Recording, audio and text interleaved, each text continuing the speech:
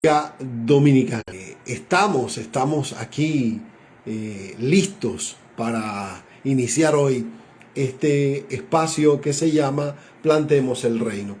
Recuerde que Plantemos el Reino es un programa diseñado para el cuerpo ministerial y siempre hacemos la aclaración que no significa eso que las personas no puedan participar, los que están conectados, no, sino que el enfoque principal de este programa está sobre los ministros, los que están en el altar, los que tienen la responsabilidad de cuidar del cuerpo de Cristo, de la iglesia, a esas personas que Dios ha designado como pastores, evangelistas, profetas, apóstoles y maestros en este tiempo.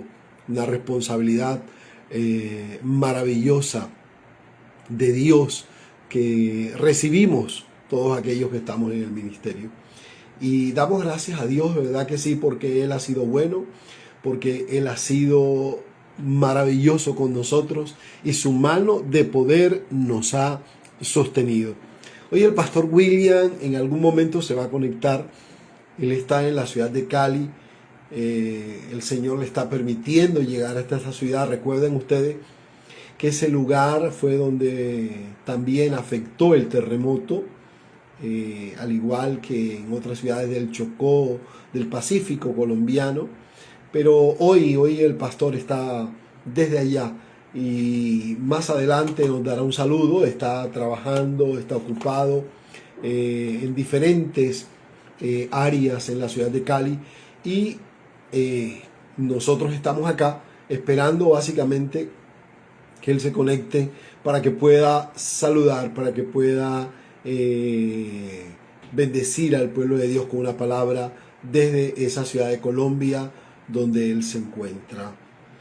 El tema que vamos a tratar hoy en esta serie de sanidad ministerial, hoy vamos a hablar de la salud emocional del ministro, la salud emocional.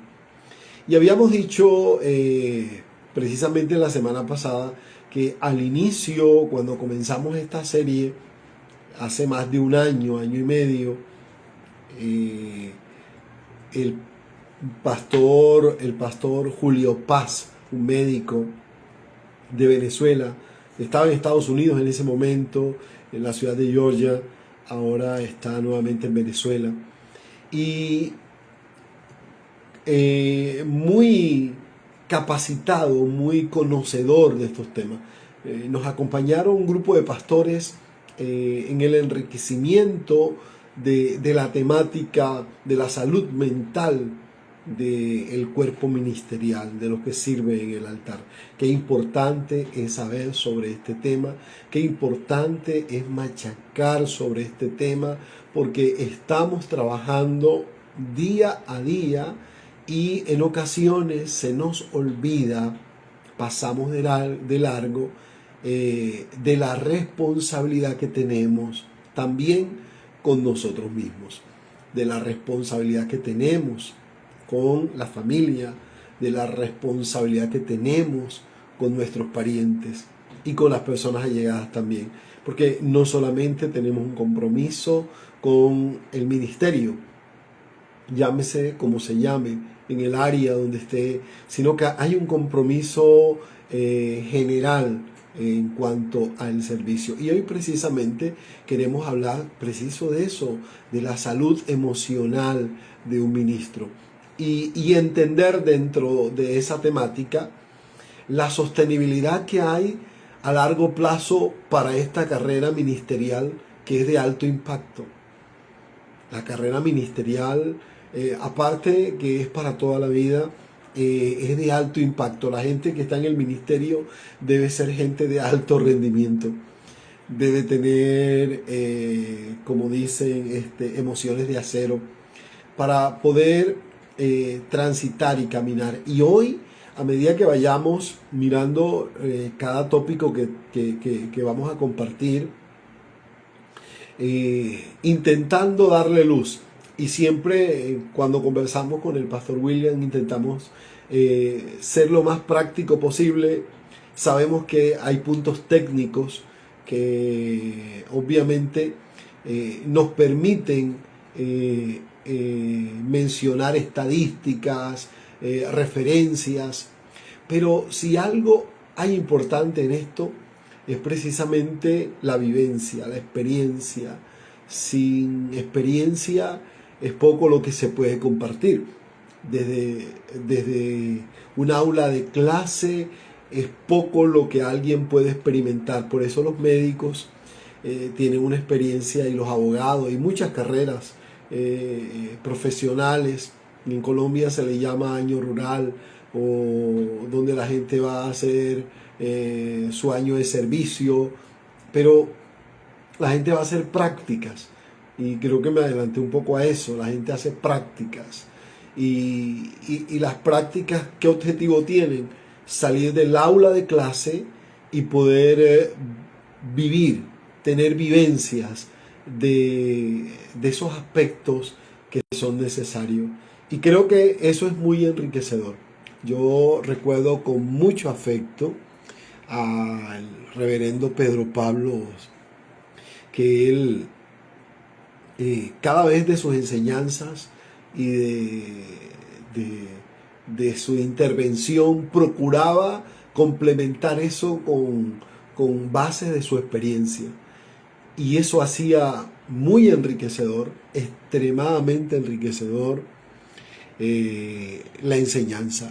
Los que estábamos recibíamos con mucha pasión, porque no solamente era una teoría basada en X o Y pensador, o en X o Y o manual, sino en vivencias, en experiencia en el área ministerial que se necesitan compartir hoy, porque de verdad que la iglesia se va desarrollando, van naciendo nuevos ministerios, y pareciera que se repitieran una y otra vez los mismos errores. Impresionante. Aquí hay un dato que nos llama la atención profundamente, y son las estadísticas. Mire, las estadísticas no mienten, y hay organizaciones que se dedican precisamente a eso, a hacer estadística. Y una estadística de longevidad ministerial indican que menos del 20% de los líderes cristianos que inician en un ministerio a los 30 años de edad logran retirarse de forma activa y saludable a los 65 años. Oiga bien eso.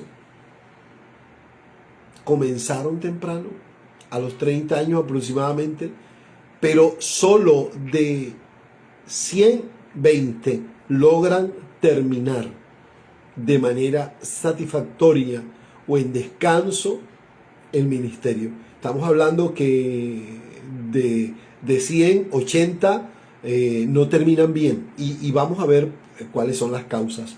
Esas causas principal que hace que la gente aborte, que desista, que la gente no avance, que la gente se quede frustrada en medio del ministerio. Y tienen que ver con unos aspectos bien, pero bien importantes. Y la causa principal de la salida no es el fracaso teológico, porque a veces se podía pensar, o el fracaso doctrinal, llamémoslo así, sino el colapso emocional, moral y físico. Esos tres: el colapso emocional, moral y físico. Y tiene que ver con falta de una práctica en cuanto al desarrollo ministerial, y la falta de autocuidado y resiliencia espiritual. Falta de autocuidado. Cuidamos de todo el mundo, cuidamos la grey de Dios, cuidamos a los ministros, cuidamos a la gente, y descuidamos nuestra vida espiritual, descuidamos nuestra vida familiar, descuidamos nuestra vida física, descuidamos absolutamente todo lo nuestro por enfocarnos al 100% en un trabajo ministerial. Y ahí está la estadística que está diciendo. Es impresionante. Usted sabe que es que el 80% de los que inicien en una carrera ministerial aborten a nivel mundial el proceso? Precisamente porque se desenfocaron en el trabajo, se desenfocaron en áreas demasiado vitales, demasiado importantes, y sobre todo el ser. Y creo que debe haber un equilibrio. El equilibrio no es, porque a veces escuchamos también gente un poco descompensada, yéndose al otro lado, yéndose al otro extremo, donde solamente no es que yo cuido mi casa con celo y que se pierden, que se pierdan, pero no, tiene que ser equilibrio, cuidar cada parte. Entonces, ¿qué tiempo estamos nosotros invirtiendo en el cuidado personal, en el cuidado de nuestra salud, en el cuidado de la familia, en el cuidado de nuestra capacidad intelectual, en nuestro desarrollo? ¿Qué tiempo estamos invirtiendo? Realmente de esto mucho se habla, y en el trabajo de mentoreo me toca estar viendo permanentemente organizaciones, denominaciones, y son muy pocas las que se preocupan porque sus equipos de liderazgo tengan una vida integral, tengan una vida de desarrollo que realmente puedan ellos decir al final del camino: hemos logrado la tarea, hemos cumplido la responsabilidad. Y tiene que ver con el fenómeno precisamente que muchas veces hemos tratado, y a veces someramente y otras profundamente, de la independencia cristiana, de esa independencia que nos caracteriza a los movimientos cristianos desde el principio. Eso no es ahora que, bueno, ahora se ha proliferado mucho más con las libertades y una cantidad de cosas. Sin embargo, las rupturas han sido desde tiempos inmemoriales. Desde que el cristianismo comenzó con muchas contradicciones entre muchos creyentes, claro, porque esto lo manejamos, somos hombres. Y cada vez que nosotros ponemos nuestra impronta, obviamente, que eso automáticamente impide que la visión del reino de Dios florezca, sino que queremos imponer la nuestra.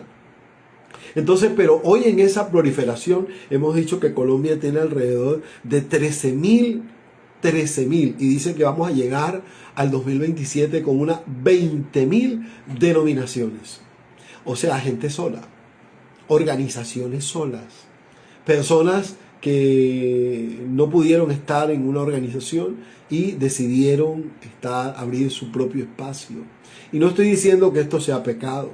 Lo que estoy diciendo es que este tipo de organizaciones más pequeñas se olvidan de estos principios que estamos tratando hoy. Y básicamente cuando uno mira, dice: estas estadísticas tienen la razón. Y tienen la razón precisamente porque no hay un cuidado integral y se descuida profundamente. Entonces la persona se mete. Precisamente ayer hablaba con un amigo ministro que mentoreaba a algún grupo de personas, y dice que le tocó visitarla la semana pasada y veía cómo esa nueva iglesia está en un ambiente bonito, una atmósfera especial. Sin embargo, están desmedidos, no hay equilibrio.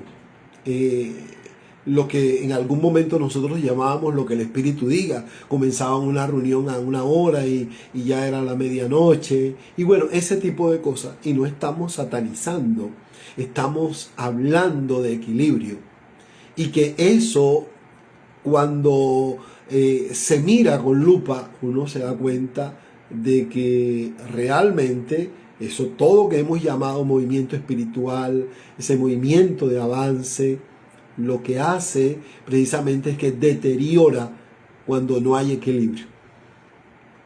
Y lo vemos, y usted va a mirar los generales de Dios, esos libros que hablan de todas estas personas avivadoras y que tuvieron grande impacto en el Evangelio. Mire cómo terminaron. Y yo no creo que sea el propósito de Dios que después de trabajar con amor, con pasión, tengamos un final deteriorado, un final solitario, desesperanzado. O sea, no creo que ese sea el plan de Dios. No creo terminar frustrados después de trabajar tanto con pasión, con amor. O sea, no creo realmente, no creo que ese sea el propósito. Y creo profundamente de que tenemos un problema. Y el problema está ahí, en este dato que estamos hablando. Ese colapso ministerial se da precisamente por esa problemática de no cuidar esas áreas. Pero ahí no nos vamos a quedar nosotros estancados, diciendo, no, es que esto es un problema y solamente en el problema. No, vamos a mirar la tesis, o sea, de dónde se desprende esto y qué es lo que piensa ese pastor. ¿Por qué yo hablo de esto?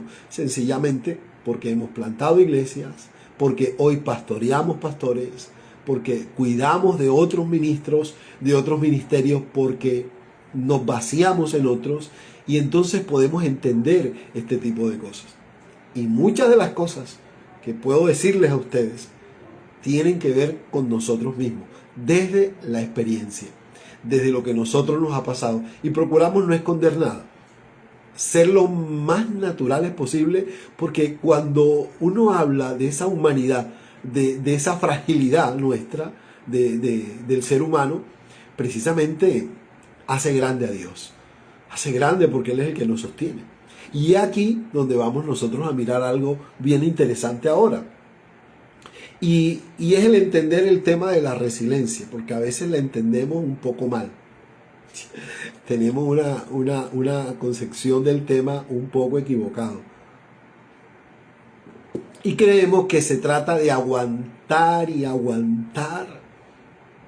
No, no se trata de eso. No se trata de que te den palo todo el tiempo. Se trata básicamente es de reconstruir.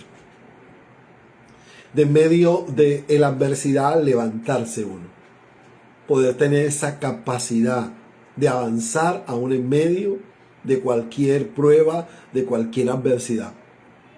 Mire, la resiliencia ministerial no se trata de tener una piel gruesa, paquidérmica, para soportar los golpes de la crítica, porque usted sabe que una de las primeras cosas que uno recibe como galardón en el ministerio es la crítica y la presión de las personas, sino que lo más importante es poseer la capacidad interna de procesar el dolor, aprender del fracaso y renovar las fuentes de energía espiritual permanentemente.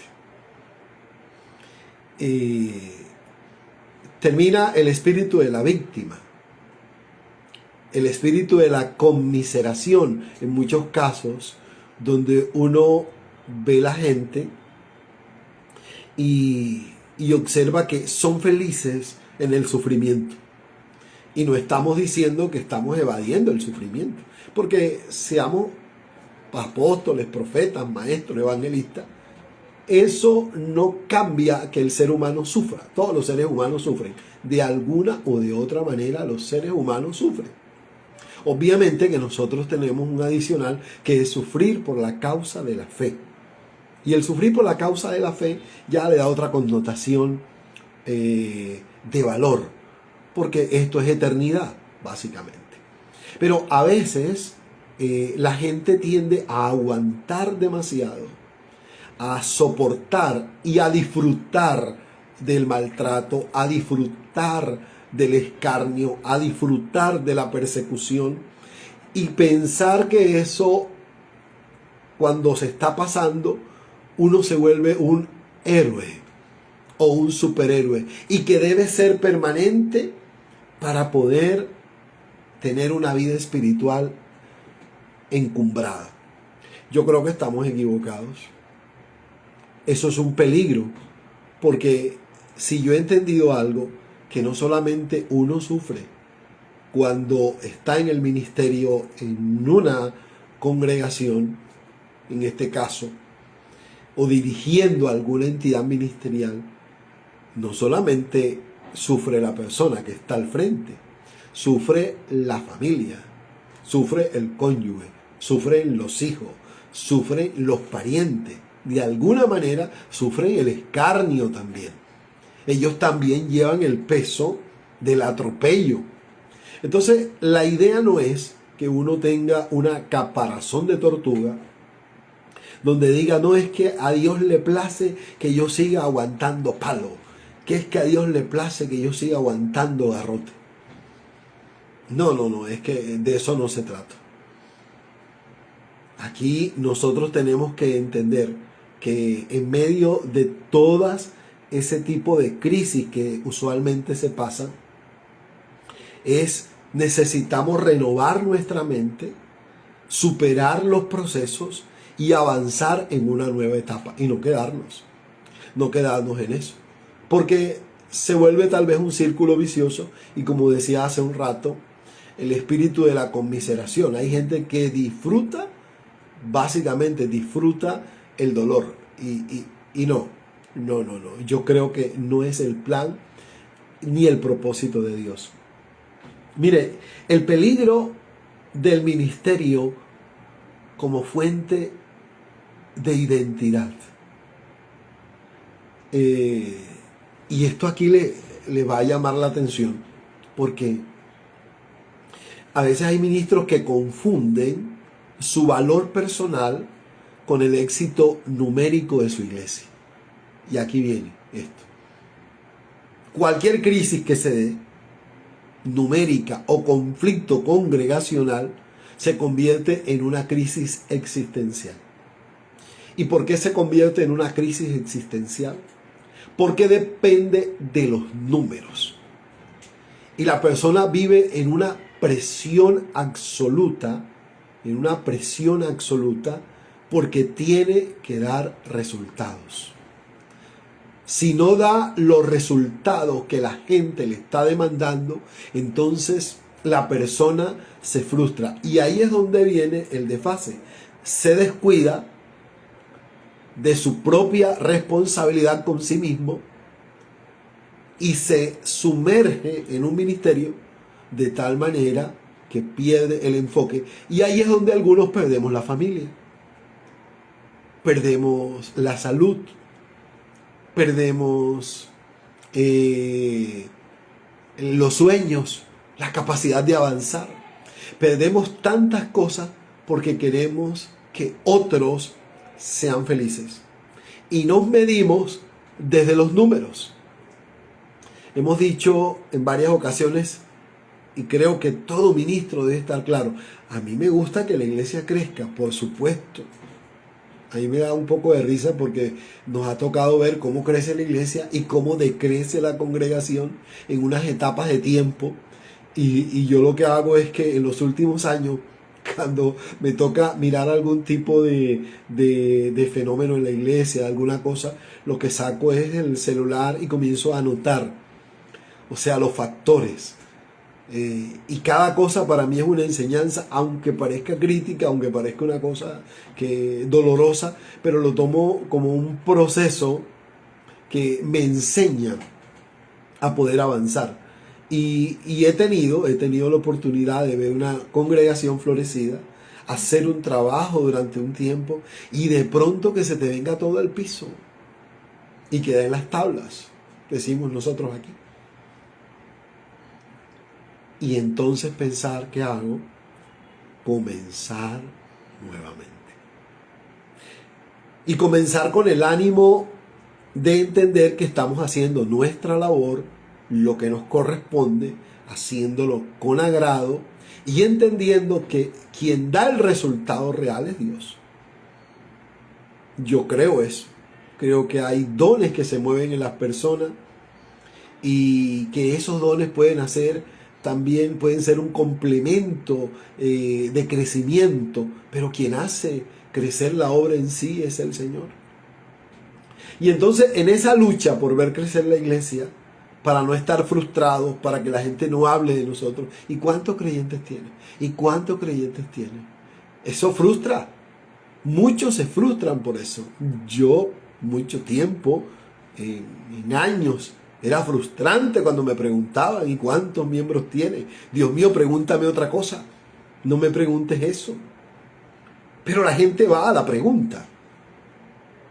Porque dentro del gremio espiritual también se mueve la competencia. Y eso logra afectar. ¿A quién logra afectar más? A los que están iniciando, a los que tienen ministerios nuevos, familias sensibles. Y logran afectar de alguna manera. Algunos con mala intención, otros solamente por tener una información, pero se vuelve como tóxica la pregunta, porque es no entender el propósito y el proyecto de Dios. Mire bien entonces que la crisis, esa crisis existencial, no sea producto de una competencia mental, de quién tiene más o cuánto avance más. Debe haber una preocupación, obvio, equilibrada por tener una congregación próspera, bendecida, porque los números de alguna manera a Dios le gustan también. Sin embargo, no vamos a hablar de ministerios fracasados por pocas personas, porque entonces estaríamos diciendo que Noé era un fracasado. Podríamos decir eso también. O que Jesús tal vez fue un fracasado porque apenas tuvo 12. Y que un círculo terminó con 500. Y uno esperaría que el Hijo de Dios terminara con 100 millones de personas. Y que apenas 500 personas, dice el libro de Corintios cuando se fue. Segunda carta a los Corintios. No, yo hubiera esperado. No vamos a medir el ministerio por los números. Porque si la vida de ese líder es una vida integral, hay sanidad en su casa, en sus hijos, en su salud mental, está avanzando intelectualmente, está avanzando, progresando en su vida, su salud está sana, hay un ministerio que está mostrando fruto y que en el tiempo determinado va a crecer y va a desarrollar.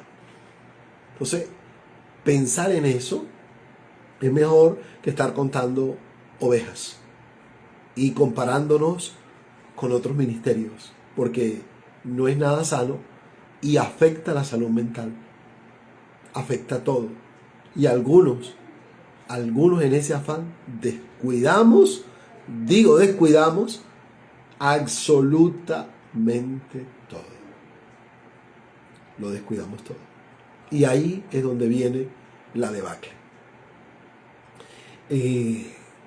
Hay una autoridad que nos gusta mucho, es Edgar Friedman, y él es un pionero en la aplicación de la teoría de los sistemas familiares al liderazgo.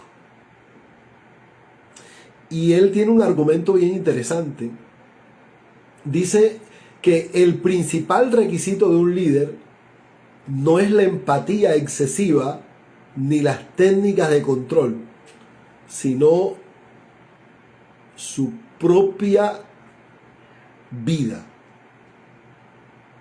su propia diferenciación y capacidad de mantener la calma en medio de la reactividad del sistema. No podemos hacer felices a todos los creyentes. Cuando en el nuevo lugar que estamos, una creyente decía: pastor, usted sí va a tener el templo abierto todos los días. Y ellos viven muy cerca, demasiado cerca, y casi nunca van. Vivir bajo la presión del capricho de la gente. O sea, podemos ser empáticos, Podemos tener, pero no podemos satisfacer los caprichos de la gente. Tiene que haber un control, una diferenciación total y capaz siempre de mantener la calma en medio de cualquier conflicto, de cualquier adversidad, de cualquier cosa, de esas explosiones que se dan, porque es entender con el tiempo de que tú y yo no arreglamos las cosas. Mire, este hombre, Freeman, sostiene que un líder emocionalmente maduro no absorbe la ansiedad de su congregación. Y al principio uno dice, ¿cómo se hace eso? ¿Cómo puedo entender eso? O como diríamos aquí colegialmente, ¿cómo se come eso? ¿De qué manera se...?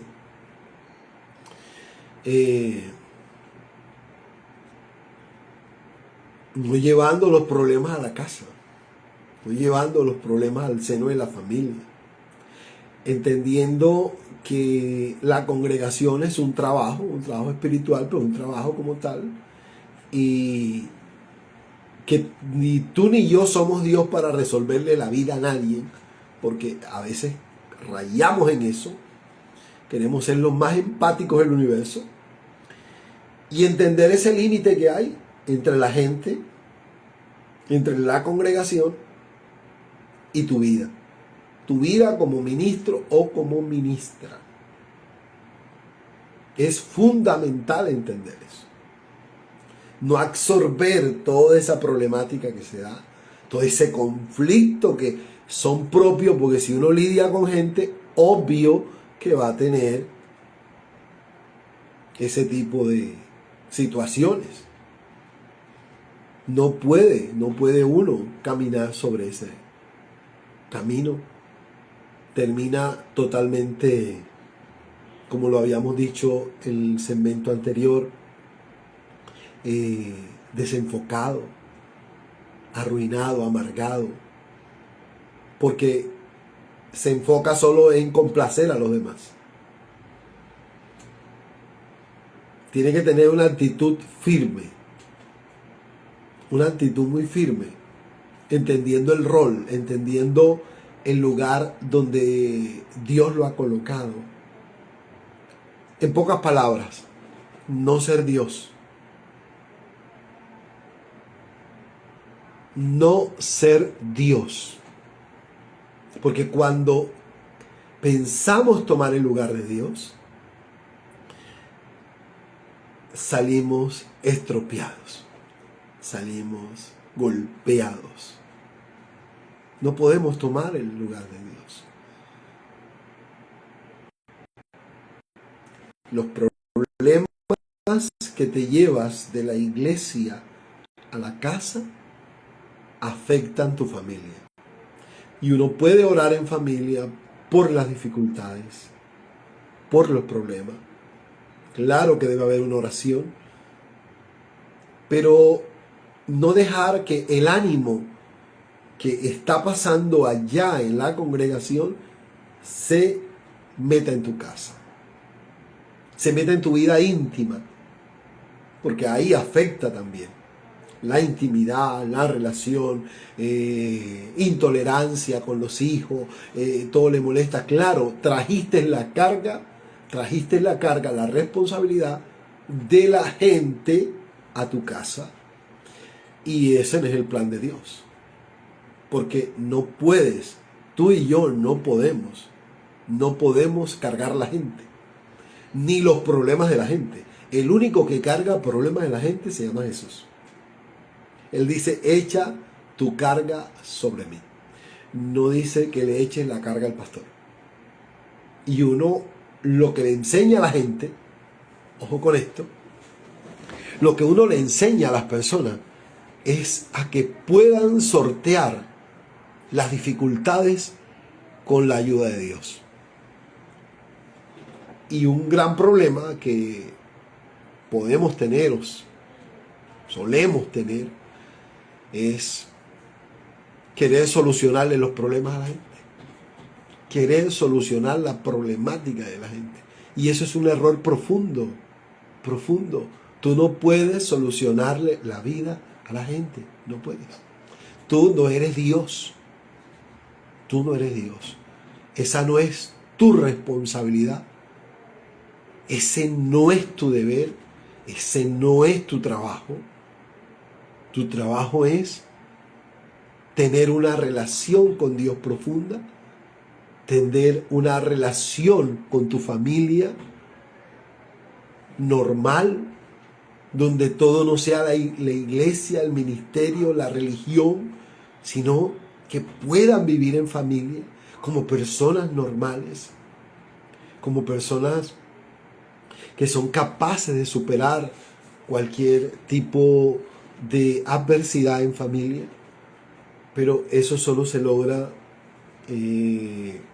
cuando tenemos la capacidad de hacer una separación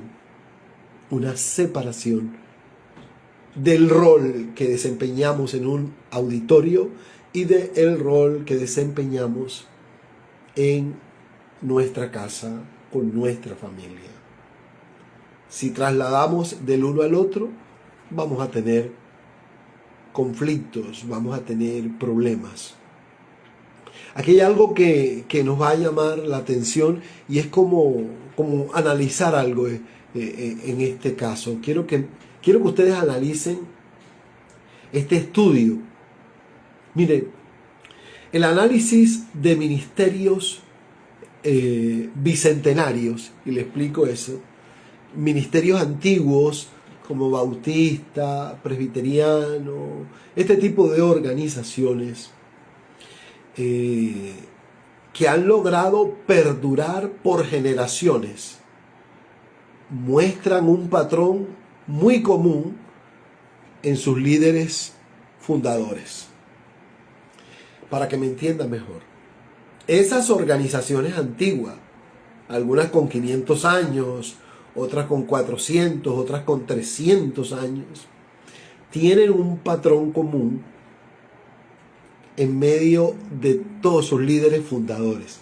¿Y cuál era ese patrón común? O sea, ¿en qué se parecían ellos? ¿Qué tenían ellos? Bueno, priorizaron en su descanso. Priorizaron en su descanso. Mantuvieron, mire bien, mantuvieron amistades fuera de su círculo eclesial. Porque yo que nací en el Evangelio, puedo dar fe de la persecución y del concepto, en aquel momento pues no había el conocimiento que hay ahora, de esa burbuja donde tú tienes que meterte ahí y no te puedes salir de ahí porque ya tú no eres de esta tierra. Y decía un amigo mío, judío precisamente, un mentor judío, decía, entonces eres marciano, ¿de dónde eres? Tú vives aquí, ¿dónde más vas a vivir? ¿Qué lugar? Es aquí. Aquí es donde desarrollas tu vida, aquí es donde haces tu vida. Es aquí, precisamente. Y el olvidarse de todo, el olvidarse de la familia, de los parientes, de los amigos, el dejar de tener una vida social. No estamos diciendo que sea por una fiesta, por una parranda, no. Lo que estamos diciendo es que sea usted la persona que pueda conectar con los demás como un ser humano normal que necesita de la convivencia con otros seres humanos. Que somos espirituales, sí, perfecto, somos espirituales. Pero mire, el secreto de esta gente que fundó estos ministerios estaba que tenían una vida separada, en el sentido, hey, este es el trabajo ministerial y esta es mi vida como persona, como ser humano, como familia, como esposo, como esposa. Y el poder diferencial de eso les permitió entender que ellos no eran Dios, que ellos no eran los que tenían el sartén por el mango, que ellos no eran los que determinaban el crecimiento y el desarrollo de ninguna manera, sino que ellos eran unos servidores de Dios, ¿Qué es lo que debemos ser nosotros? Servidores de Dios. Y esa priorización del descanso les permitió a ellos no quebrar relaciones. Si algo nos ha pasado a nosotros, es que conocemos al Señor y terminamos abortando las amistades. Ya somos de otro planeta ya. Y la gente dice, oye, pero si ahora tú conoces a Dios, ¿ahora por qué nos apartas a todos? Esa es una irracionalidad de la iglesia que no podemos seguir propagando. Jesús no vino del cielo y se escondió para que nadie lo viera. Por el contrario, andaba en todos lados, con todo el mundo. Pues que esa es la razón para ganar al mundo, poder estar en medio del mundo. No abortarlo como tal. Pero aquí estamos hablando de la parte personal. Ellos tenían estaban subordinados y practicaban la introspección. Esa introspección espiritual profunda, más allá de la planeación estratégica que usualmente usamos nosotros para crecimiento y desarrollo. ¿Se ha retirado usted solo o sola como persona? Le dice a su esposo, a su esposa, necesito un día, me voy, no solamente a ayunar, voy a caminar. Eso se llama introspección. Hablar con el Señor. Hey, tomar un tiempo para sí, eso no es pecado. ¿Qué estamos haciendo? ¿Cómo van las cosas? Hey, un día de ser quien tú eres. Aquí voy a decir algo bien tremendo para los que nos ven y nos verán en diferido. Hay evidencias clínicas. Esto es bien perturbador. Programas de salud pastoral en centros especializados demuestran que los ministros y las ministras que integran un acompañamiento terapéutico y espiritual regular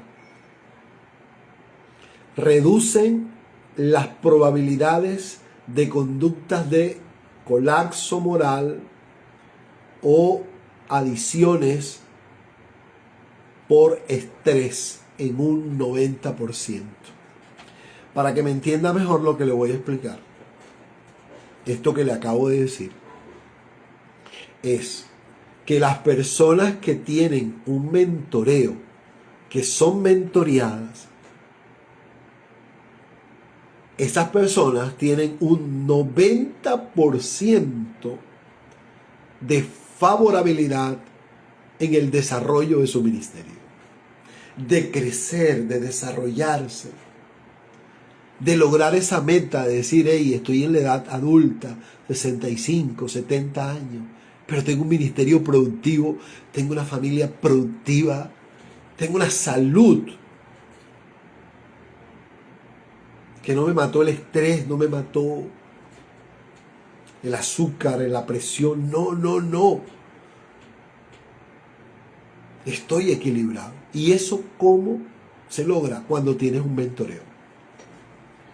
Cuando tienes la capacidad de que alguien, y lo hemos dicho en muchas ocasiones, no cualquiera puede ser mentor. Hay que ser oído, hay que ser sabios, prudentes, responsables, gente con un ministerio, gente con una trayectoria.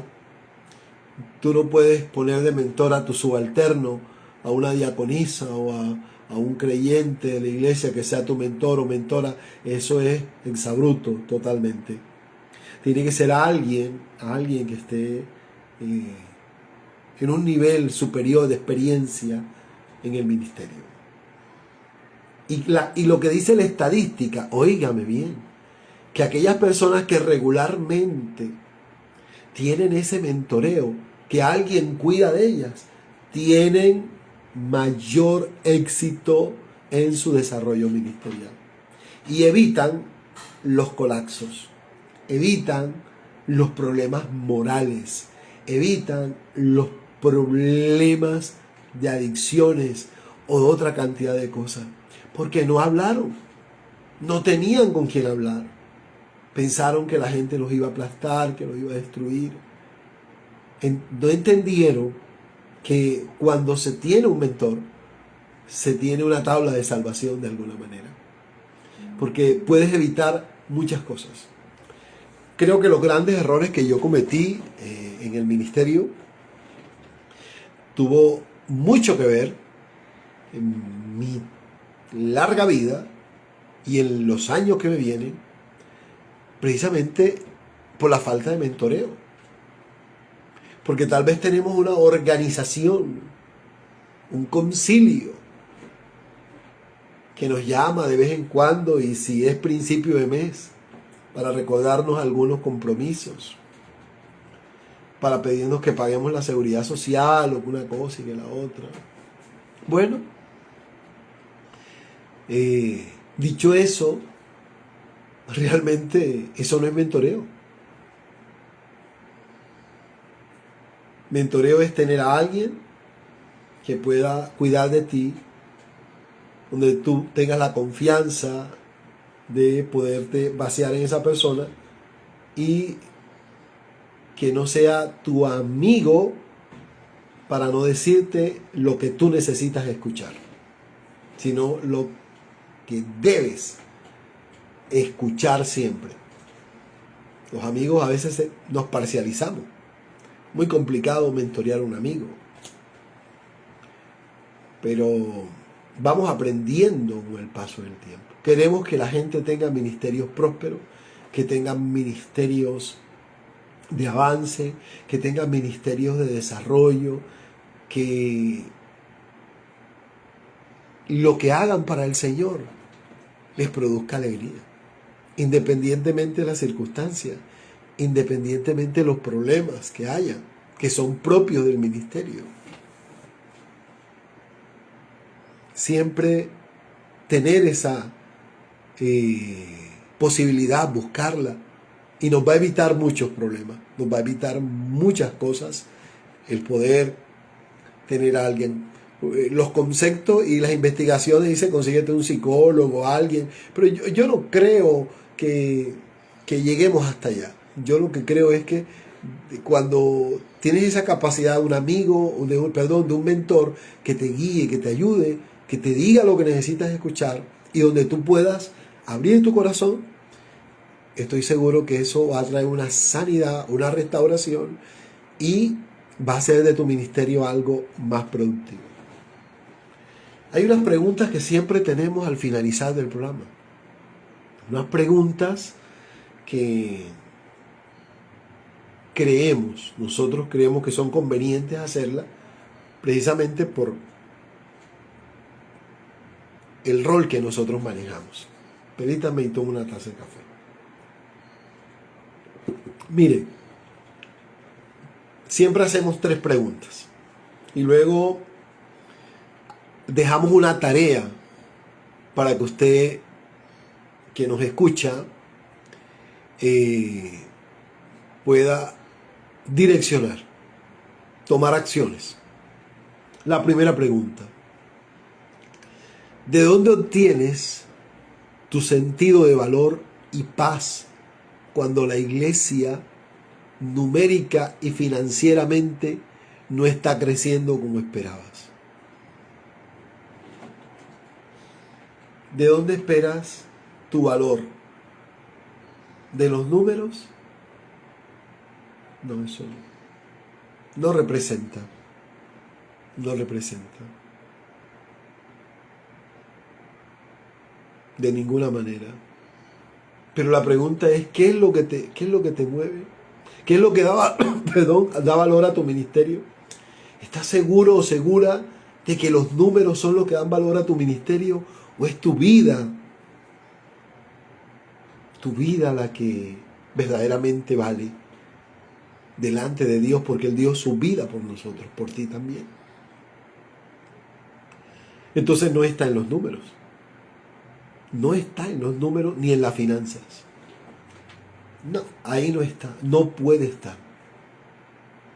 Tu sentido de valor de tu ministerio no está ni en la plata ni en la gente que tengas. No está allí.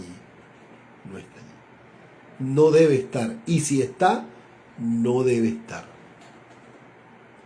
Ahora bien, tienes un espacio seguro fuera de la congregación y de tus subalternos donde puedas quitarte la armadura ministerial y mostrarte vulnerable y quebrantado.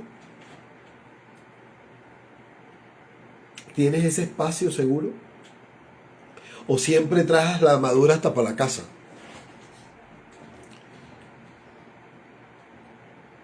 Yo no sé si usted ha observado algo que pasa dentro de las iglesias históricas, llamémoslo así, sea católica o cristianas históricas.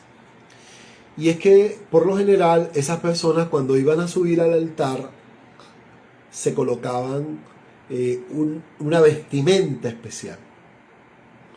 Y la vestimenta evocaba obviamente al rito del templo que está en la Biblia.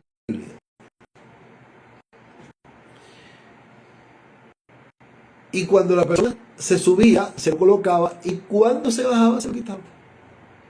¿Cuál es el sentido de eso? Tú tenías allá una responsabilidad en ese altar de transmitir un mensaje divino que venía del cielo para un grupo de personas. Y que ese atuendo estaba determinando autoridad, responsabilidad.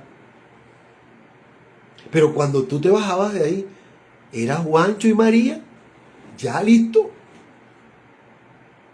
Esa era la observación que se hacía.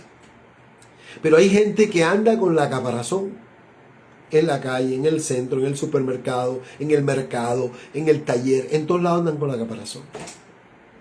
Yo no estoy diciendo que deje de ser cristiano, lo que estoy diciendo es que deje de ser ministro en todos lados.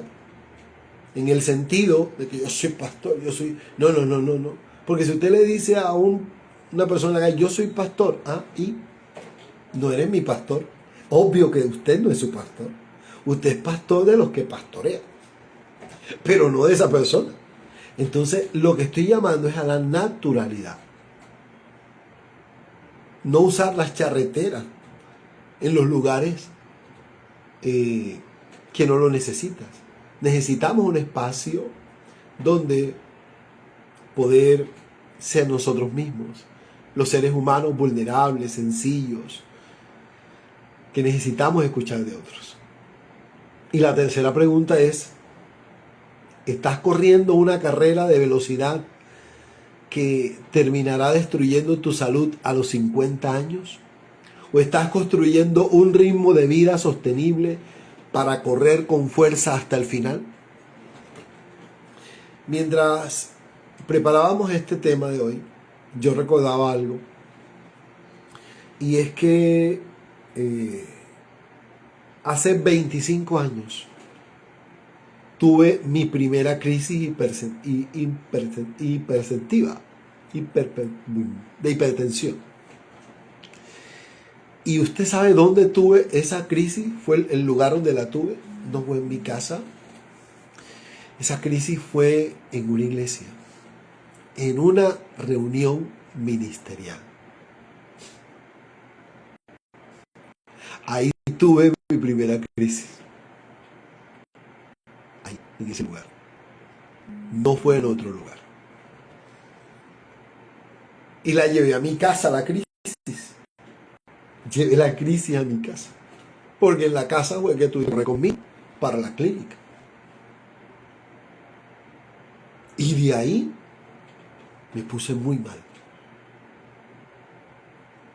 Y por primera vez hace 25 años, usted tiene una sobrecarga de estrés. Me hicieron exámenes hasta en el cabello. Y lo que me dijeron, usted tiene una sobrecarga de estrés. Y si usted no le baja, se muere. Entonces, Por eso los pastores se mueren jóvenes.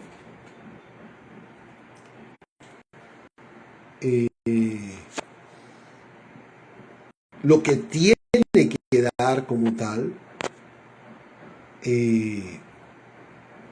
necesitamos poder entender que tenemos que correr la carrera con sabiduría, recorrer la carrera con inteligencia, para llegar hasta el tiempo que el Señor nos tenga en la tierra con suficiente fuerza, la sostenibilidad integral que necesitamos para desarrollar el ministerio. Termino con esto, y es: ¿qué acción debo tomar en el ministerio? ¿Qué acción debo tomar para... Mire, establezca una forma innegociable, escuche bien, de algunos hábitos. Desconéctese en algún momento de la semana. Desconéctese del mundo, desconéctese de la gente, todo. Y cuando digo del mundo es que póngale en modo avión al teléfono. En un día, haga ayuno del celular de un día. Aparte 24 horas solamente para descansar con usted, con su familia. Descanse del teléfono, descanse de la rutina. Sea usted mismo como persona. Enfóquese exclusivamente en Dios. Usted como persona ese día. Tu descanso físico y familiar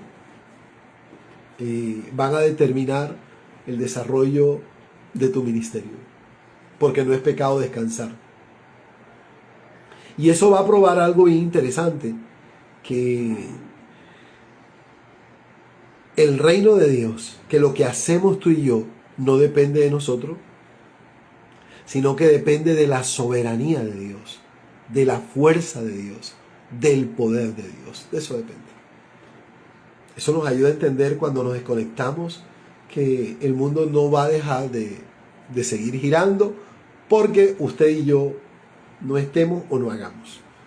Y no estoy promoviendo la negligencia, estoy promoviendo el cuidado personal, el cuidado de tu salud, el cuidado intelectual, que todavía puedes avanzar y puedes ser una persona vigorosa aún en la mayoría de edad, en los años de adultez, perdón. Puede ser productivo, 70, 80 años, puede ser productivo. Ayer veía una actriz de Brasil que murió este año, y hasta hace unos años, no recuerdo si 12 años, todavía estaba grabando telenovelas. Murió a los 98 años. Y estaba grabando es una actriz brillante, era una actriz brillante. Y creo que tenía que ver con su estilo de vida, con lo que ella proyecta. Ahora, si una persona del común cuida eso, ¿cuánto más nosotros debemos hacer? ¿Cuánto más nosotros? Vamos a poner este tiempo en las manos del Señor, y que su palabra, que esto es su palabra, cada enseñanza pueda bendecir las vidas. Padre, en el nombre de Jesús, yo bendigo la vida de cada hombre y de cada mujer que está en tu altar, que tú has llamado para el servicio de tu reino. Te pido en el nombre de Jesús que tu misericordia y tu gracia estén sobre sus vidas. Que puedan entender, Señor, que no fueron llamados para llevar las cargas de otros, sino que fueron llamados para ayudar a levantar a otros. Padre, permite que sean familias sanas, familias restauradas, bendecidas, hijos que puedan amar el ministerio, que puedan amar la obra de Dios y que no la vean como una amenaza, sino como un favor. Que no vean en el ministerio el enemigo que le robó al padre o la madre, que les quitó el tiempo, el descanso, que le quitó la recreación, sino que vean un complemento de trabajo y de llamado en medio de lo que hacen. Bendigo en el nombre de Jesús cada vida, Señor, y declaro por tu palabra que se levantarán hombres y mujeres llenos de tu poder para desarrollar ministerios sanos que traigan sanidad a las naciones. En el nombre de Jesús. Gracias te damos, Señor. Amén. Dios te guarde, Dios le bendiga. Si esto fue de bendición para usted, compártalo con otra persona que pueda serle de bendición. Bendiciones para todos los que se conectaron, los que estaban en línea, a la hermana Aida Luz, América, Yasmín y a los que estaban conectados. Bendiciones y un abrazo para ustedes y hasta la próxima semana. Recuerde que esto fue